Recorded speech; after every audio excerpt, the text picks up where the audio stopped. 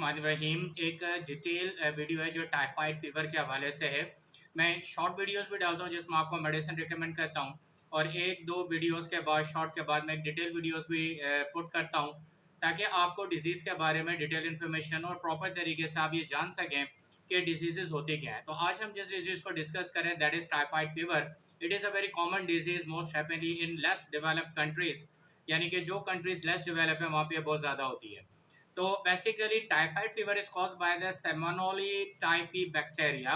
It is a type of a bacteria in which we have got the typhoid fever virus. इसमें हमें typhoid fever virus जो है सबसे ज़्यादा मिलता है।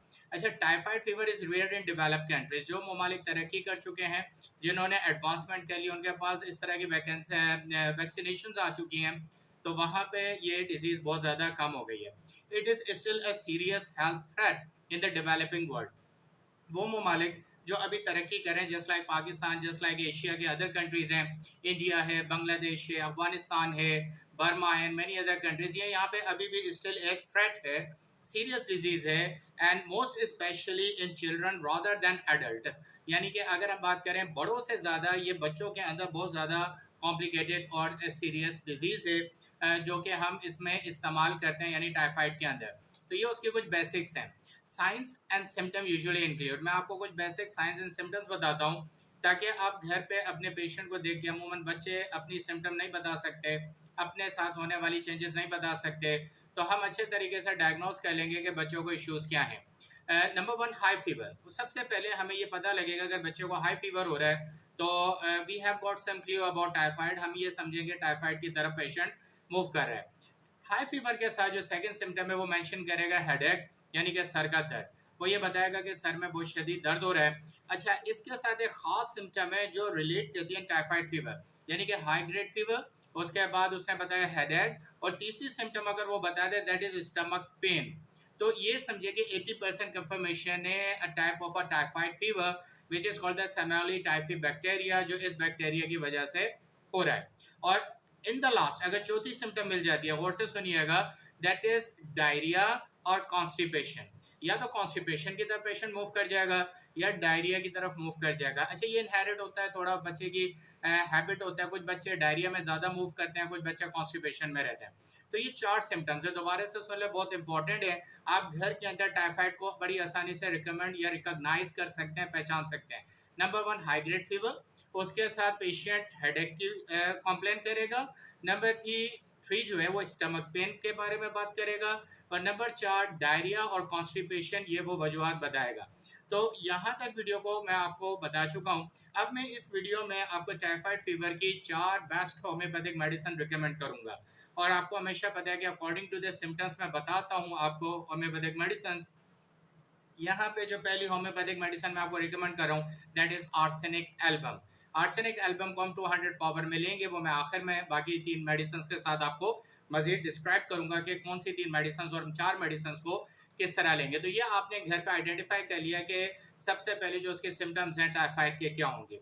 अब टाइफाइड की कुछ अर्ली इलनेस सिम्टम्स भी हैं जिसमें मैं थोड़ा सा आपको डिटेल से बता दूं ताकि ये नोट्स आपके पास प्रिजर्व हो जाएं और आप हमेशा के लिए टाइफाइड को अच्छे तरीके से समझ सकें। ये वीडियो आपकी लाइफ की फर्स्ट एंड फाइनल वीडियो होनी चाहिए टाइफाइड को समझने के लिए, ये मेरी कोशिश है।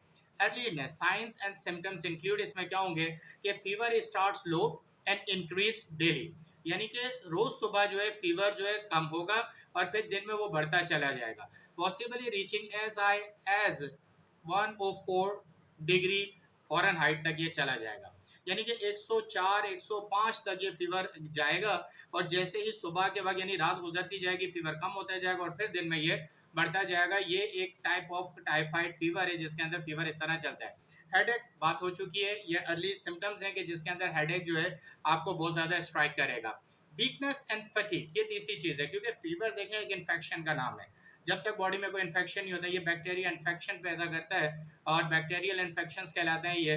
तो इस वजह से वीकनेस और फटीग इसकी थर्ड सिम्टम होगी, जो कि कमजोरी, और फटीग कहते हैं थकन, यानी पेशेंट थका हुआ और वीक दिखाई देगा। Even he should be look like a healthy बल्कि, लेकिन इसके बावजूद उसके लिए हिलना जुलना और थोड़ा सा मूवमेंट करना बहुत कॉम्प्लिकेटेड होगा। मसल्स एक्ट, उसका पूरे जिस्म के मसल्स दुख जाएंगे, दुखन देंगे, दर्द करेंगे। वो कंप्लेन करेगा, sometime shoulder muscle, sometime leg muscle, sometime arms muscle, sometime lower back muscle and sometime cervical muscles. वो डिफरेंट पार्ट ऑफ मसल पूरी बॉडी में बात करेगा कि मुझे जो है वीकनेस फील हो रही है और एक दर्द हो रहा है। स्वेटिंग, पसीना आएगा बहुत ज्यादा। और ड्राई कफ, इसके साथ एक और कंडीशन है कि वो ड्राई कफ की तरफ मूव करेगा। Loss of appetite and weight loss, अगर टाइफाइड लॉन्ग अरसे तक रहता है, sometime it goes 15, sometime it goes months, and some in cases when it become a neglected typhoid type, so it goes into the months towards 3 months। 2-3 महीने तक अगर ये चलेगा तो लॉस ऑफ एपेटाइट, भूख खत्म कर देगा। और वेट लॉस डेफिनेटली, जब खाना नहीं खाया जा रहा, डायरिया कंडीशन इसके अंदर है, कॉन्स्टिपेशन इसके अंदर है, स्टमक पेन इसके अंदर है, तो फिर किस तरह से खाना आप खा सकते हैं? तो भूख उठ जाएगी और डेफिनेटली उससे वजन कम होगा, क्योंकि ऑलरेडी आपके ब्लड में एक वायरस इंजेक्टेड है, वो फीवर की सूरत में आपके ब्लड को वीक कर है। स्टमक पेन, पेट दर्द करेगा। अमूमन छोटा बच्चा पेट पे हाथ रख के रोता है, बड़ा बताता है, ये जो पेन है ये शिफ्ट होता है, कभी लोअर एब्डोमेन, कभी upper abdomen, from sides of the abdomen. इसको हम मूव करते जाता है हाइपोकॉन्ड्रिया, हाइपोगैस्ट्रियम, और ये तमाम पोजीशंस के ऊपर मूव करता है।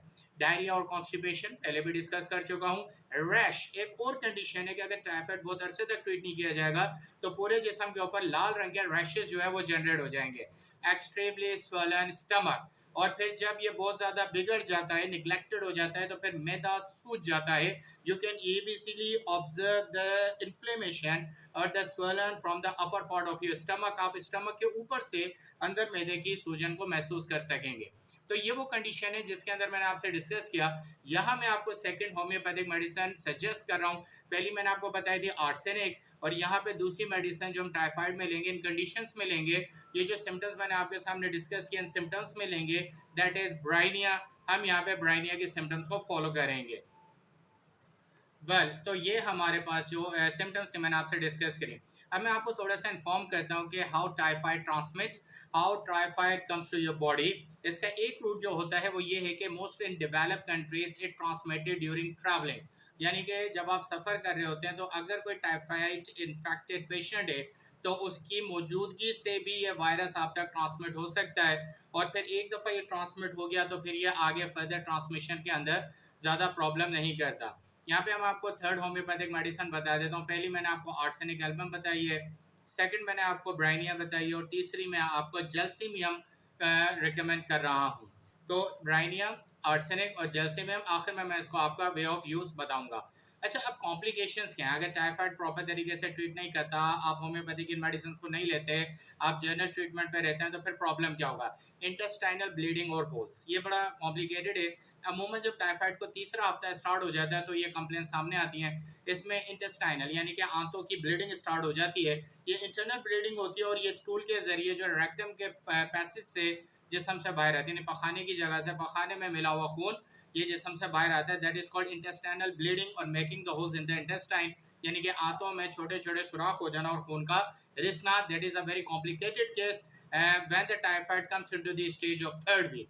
दे usually develop in third week, ये डेवलप होता है तीसरे हफ्ते के अंदर। इसके अंदर स्मॉल इंटेस्टाइन बड़ी ज़्यादा मुतासर होती है। एक और कंडीशन है, contents from the intestine leak into the stomach and can cause severe stomach pain, nausea, vomiting and bloodstream infection। इसके अंदर देखें, अगर इंटेस्टाइनल तीसरे हफ्ते में टाइफाइड जा चुका है और ये बिगड़ चुका है, निग्लेक्टेड हो गया, तो शदीद पेट दर्द, नौजिया, मतली करेगा, वोमिटिंग, उल्टियों में कन्वर्ट कर देगा मतली को, और ब्लड स्ट्रीम इन्फेक्शन और फिर खून के अंदर इन्फेक्शन को जनरेट करेगा, जो किसी भी ब्लड रिपोर्ट के अंदर आप आसानी से देख सकते हैं। तो 3 होम्योपैथिक मेडिसिन बता चुका हूँ, आर्सेनिक एल्बम, ब्राइनिया और जेल्सीमियम।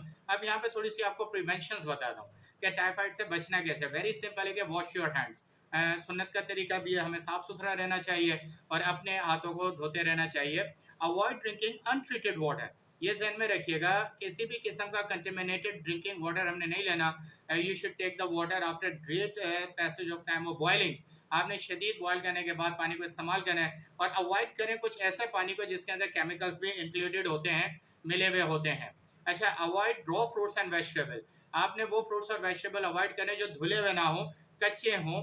आपने अगर सालन बनाना है तो अच्छी तरह वेजिटेबल्स को पका के इस्तेमाल करें और फ्रूट्स को अच्छी तरह वॉश करके इस्तेमाल करें। बल्कि ड्यूरिंग द टाइफाइड अवॉइड करें कि आप पकी हुई सब्जियां इस्तेमाल करें और फ्रूट्स को थोड़ा सा अच्छे तरीके से वॉश करने के बाद इस्तेमाल करें। चूज हॉट फूड्स, यानी कि ठंडा रखा हुआ खाना मत खाएं, क्योंकि it is a more probably chances if the meal is cold or become cool, so the generation of the bacteria could possible very easily in that sort of the stuff. तो इसमें आपने ठंडा रखा हुआ खाना नहीं खाना, आपने नीम गर्म या गर्म खाने को इस्तेमाल करना है। वेल ये थी complete information about the typhoid. उम्मीद करता हूँ आपको आज के बाद टाइफाइड में कोई कॉम्प्लिकेशन या कंफ्यूजन नहीं रहेगी। और जो मेडिसिन, अब मैं आखिरी मेडिसिन आपको रिकमेंड करता हूँ जिसके इस्तेमाल के बाद इंशाल्लाह आप टाइफाइड को जो है निगलेक्टेड टाइफाइड तक नहीं जाने देंगे, थर्ड वीक में ये ट्रांसमिट नहीं होगा और जितनी कॉम्प्लिकेशंस मैंने आपको बताई हैं वो नहीं होंगी। रिपीट कर देता हूँ, मेडिसिन थी आर्सेनिक एल्बम, दूसरी थी ब्राइनिया, तीसरी थी जलसीमियम और आखिरी है रस्टॉक्स। आपने इन चारों मेडिसिन को जो है 200 पावर पोटेंसी में सुबह दोपहर शाम और रात में लेना है, 3-3 घंटे के इंटरवल से आपने 10 कतरे लेने हैं एक घूंट पानी में डालकर, और आपने 15 डेज तक इसको कंटिन्यू रखना है। फिर 5 डेज का आपने गैप देना है और फिर दोबारा 10 डेज तक कंटिन्यू करना है, फिर 5 डेज का गैप देना है और फिर 5 डेज के लिए कंटिन्यू करना है। अब ये डिटेल वीडियो है, इस वीडियो को शेयर करें, इस वीडियो को सब्सक्राइब करें।